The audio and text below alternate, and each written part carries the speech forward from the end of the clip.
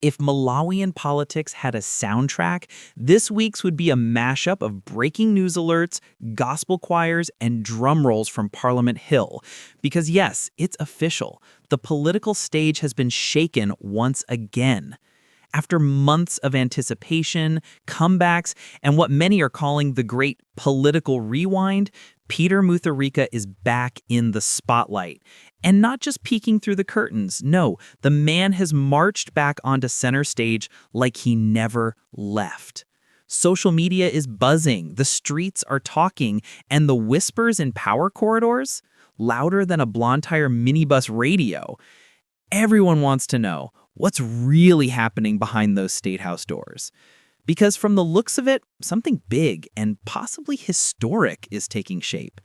This isn't your typical new government, same problem story. Oh no, this is a reset, a remix, and a reckoning all at once. It's about leadership lessons learned the hard way, power plays that could rewrite alliances, and a few unapologetic voices calling out hypocrisy in HD. And right in the middle of it all, Brian Banda, Malawi's unfiltered political commentator and truth teller, who has turned commentary into a national sport.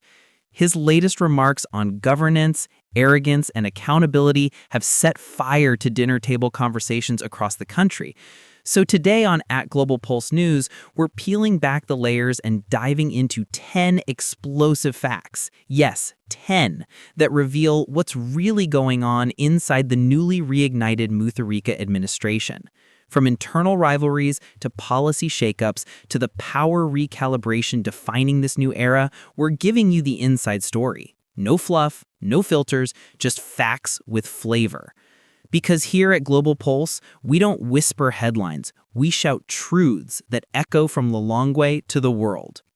All right, seatbelts fastened? Let's begin with the comeback story that has every Malawian political watcher saying one thing: you can't make this stuff up.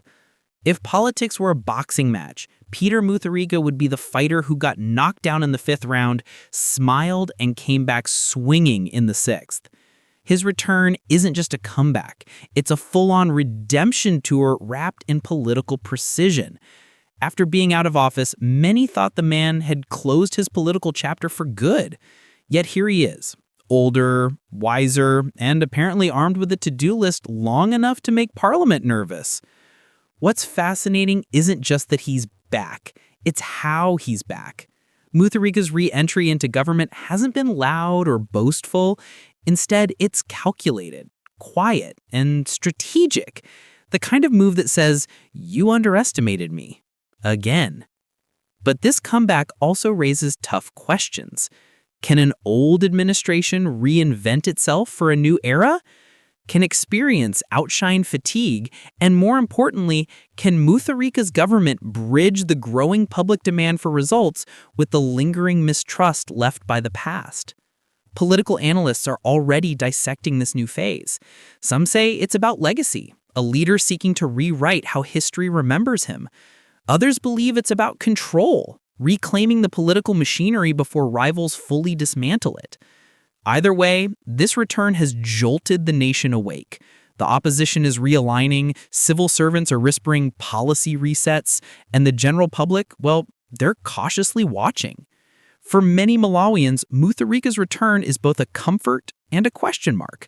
Comfort because his previous experience offers stability in turbulent times. A question mark because Malawi has seen this movie before, and not all sequels end well. But one man's comeback is another man's commentary, and nobody's been more vocal about this shifting tide than Brian Banda, Malawi's unfiltered political commentator and truth teller, who has turned commentary into a national sport. When you talk about fearless political commentary in Malawi, one name always crashes the conversation like a headline alert: Brian Banda. The man doesn't so much comment on politics as he detonates truth bombs in slow motion.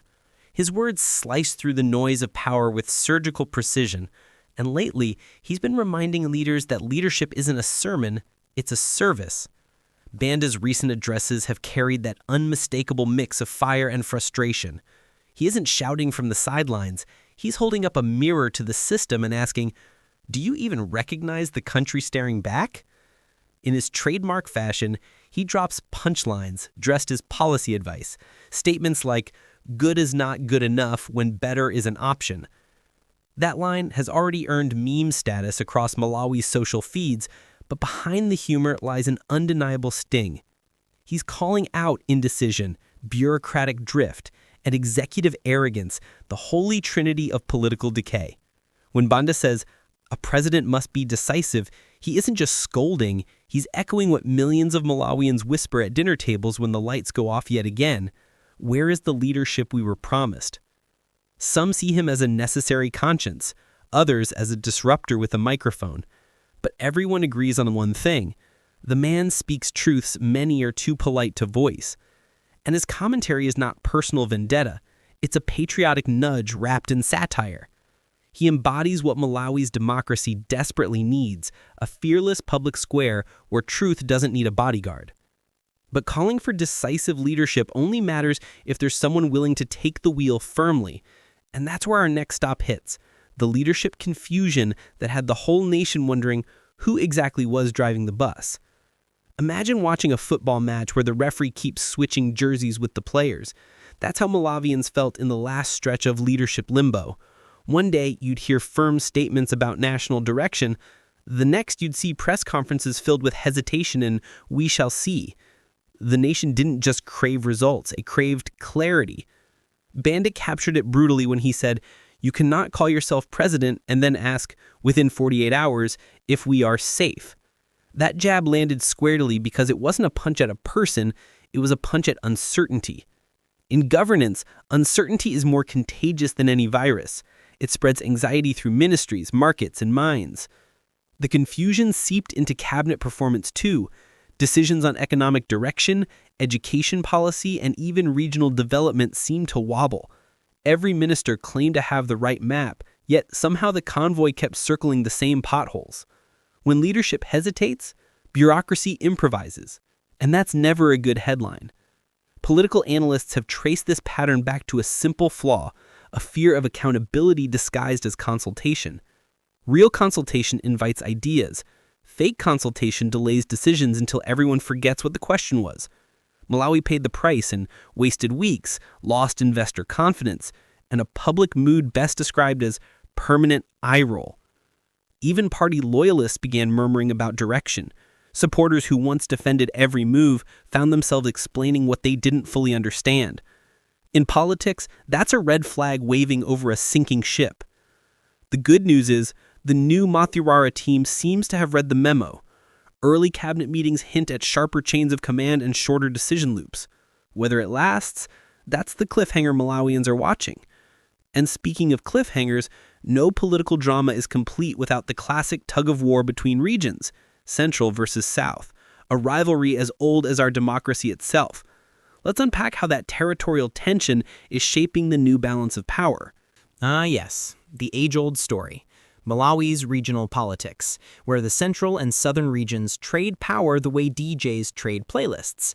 It's never just about who sits in the big chair. It's about who gets the bigger slice of influence once the chair is pulled up. During the last administration, many Malawians noticed a tilt that felt hard to ignore.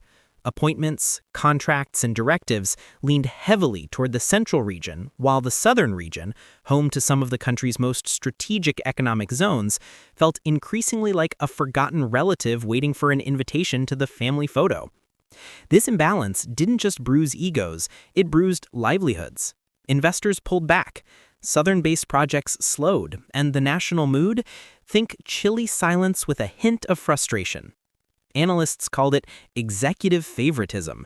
The streets called it politics as usual. But the result was the same: growing disunity in a nation that desperately needs cohesion to rebuild its economy. When power becomes regional instead of national, leadership turns into a game of geography, and the average Malawian, whether in Zamba, Dedza, or Lilongwe, is the one paying the price. Now, with Mutharika's comeback, people are watching closely. Will he balance the scales or repeat history's imbalance in new packaging? His cabinet's first major moves will set the tone, whether it's about inclusion or control. Because here's the reality. The South isn't asking for favoritism, it's asking for fairness. The Central isn't demanding dominance, it's demanding dignity. Malawi only wins when every corner of the country feels seen and heard.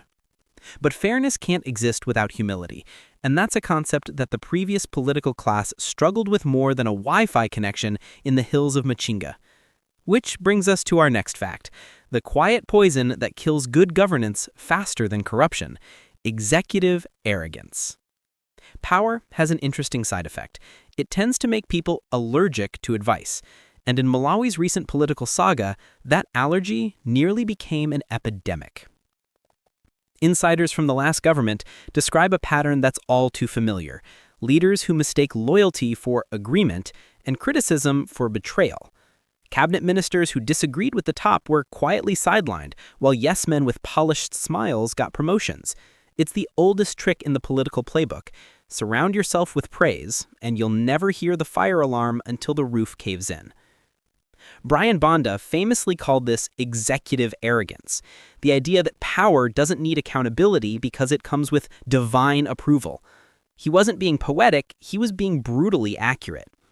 When arrogance creeps into leadership, service becomes spectacle, and the citizens become spectators instead of stakeholders. We saw it in delayed decisions, ignored feedback, and policies that looked perfect on paper but fell apart in practice. Ordinary Malawians could sense the disconnect. Leaders lived in sound bites, while citizens lived in struggle. And arrogance isn't loud, it's quiet.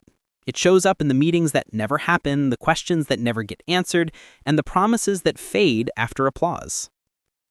Mutharika's return gives his new team a second chance to unlearn that mistake. If this administration can prove that humility and listening are not weaknesses but superpowers, it might just change the political culture altogether. But make no mistake, arrogance doesn't retire easily. It lingers in corridors and whispers in titles. Defeating it will take more than words. It'll take a mindset shift from every level of leadership. So far, the tone in the new government feels different: calmer, coordinated, confident. But early applause is cheap in politics. The real question now, can they keep the momentum they've started with? Let's unpack that. When Peter Mutharika's new government took shape, even critics paused for a slow clap. The composition looked balanced, the early statement sounded reformist, and the energy was, dare we say, cautiously optimistic. For a country accustomed to recycled promises, that alone felt like a victory. Appointments drew interest across the board. Unlike before, where regional bias often clouded merit, early indications suggested a more pragmatic approach. Economists nodded approvingly at new fiscal plans. Civil society observed measured openness. And even social media, that eternal courtroom of public opinion, had a few positive threads trending. But as one analyst put it, every government looks great in its first 100 days. It's the next 1,000 that test character. The honeymoon is short, and expectations are long. Malawians are tired of press conferences filled with good English but bad economics. They want real action. Roads that exist, hospitals that function, schools that don't collapse after one rainy season. This administration's credibility will rest on execution, not excitement. If it can keep its promises, it'll cement legitimacy fast. If it slips into the same pattern of self-congratulation, the applause will fade faster than a campaign jingle after elections. Still, the signs of a potential turnaround are there. Coordinated communication, calmer decision-making, and even quiet consultations with past critics show maturity. If Mutharika's team can keep humility at the core and results at the forefront, they might just redefine the narrative of governance in Malawi. But to do that, they must tackle the one thing every Malawian has learned to distrust: promises. And that's exactly where the story goes next. Let's be honest, politicians love promises the way Malawians love a good football match, full of noise, drama, and suspense, but the results often disappoint. Every election season brings a fresh buffet of pledges, each one shinier than the last, but by midterm, most are as forgotten as last year's campaign posters. This time, however, the public is watching with eyes wide open. People have seen enough manifestos to last a lifetime. They can quote the slogans, hum the jingles, and recite every "we will fix it" speech word for word. But the new Mutharika administration doesn't just have to sound different, it has to be different. Analysts, including Brian Banda, have made it clear. Delivery is the new democracy. A leader can talk about patriotism all day, but patriotism that doesn't feed, heal, or employ its citizens quickly becomes political poetry. Nice to hear, but useless in practice. If Peter Mutharika's government wants to prove its legitimacy, it must turn promises into projects and speeches into statistics. The people want proof, not paragraphs. They want to see roads being built, electricity staying on, maize prices stabilizing, and youths getting real jobs instead of hashtags. Because the truth is simple. Malawians are not naive. They're patient, but patience without progress is just pain in polite packaging. This is no longer a country that claps for potential, it claps for performance. The first 12 months will tell the story, whether this administration becomes a reform powerhouse or just another rerun in Malawi's long political soap opera. But the success of promises depends on one thing: cleaning the house first. And in Malawi, that means tackling the national migraine that has haunted every government since independence: corruption. Let's face it, corruption in Malawi is like a stubborn stain. Every administration comes with a new detergent, but somehow the shirt always ends up dirty again. The Mutharika government has promised a no-nonsense approach this time. Officials are talking about restoring trust, reclaiming accountability, and strengthening integrity. Sounds good on paper, but the million-kwacha question is, will they walk the talk? Because here's the thing, Malawians have seen this movie before. It starts with fiery anti-corruption speeches, moves to photo ops of arrests, and then ends quietly with bail, backroom deals, and mysterious file losses. The people no longer cheer for arrests, they cheer for convictions. Corruption doesn't just steal money, it steals futures. Every inflated contract, every ghost worker, every vanished fund translates into a child without school books, a hospital without medicine, a farmer without fertilizer. This is why Banda and other reformists have been hammering this issue. If the new government wants credibility, it must do more than suspend culprits. It must dismantle the networks that protect them. Transparency shouldn't be a press statement, it should be a policy culture. What would true reform look like? Independent audits published publicly, asset declarations verified, not filed and forgotten, procurement systems digitalized to close the leakages. This is how you show seriousness, not through slogans, but through systems. Malawians don't expect miracles, they expect math, numbers that show where kwacha go and why. Because corruption may be deeply rooted, but so is the people's hunger for justice. But to fight corruption effectively, there's something more dangerous than theft itself: favoritism. And that brings us straight to the next point: professionalism versus loyalty, the test that could make or break this administration.